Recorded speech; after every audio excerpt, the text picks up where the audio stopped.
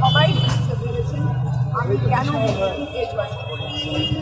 এবং আমার ব্যাপার হচ্ছে আমি তো পলিটিক্যাল লোক নই, কিন্তু তাহলেও আমি ভাবছিলাম যে একটু বাংলার জন্য একটা কিছু করার দরকার।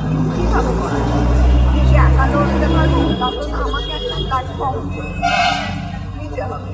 তো বিজেপির এখন কোনো কিছু নেই, মানে অল ইন্ডিয়া পার্টি, এবং সব থেকে বড় জিনিস হচ্ছে কোনো স্ট্যান্ড পাওয়া যায় এবং মোদিজি ইজ অ্যান ইন্সপিরেশন। তো সেই ভরসায় আমি ঢুকেছি যে অন্তত মানুষ ডাকলে বা কিছু বলতে চাইলে আমি আছি শোনবার জন্য। কী করতে পারবো সেটা পার্টি আমাদের ভেবে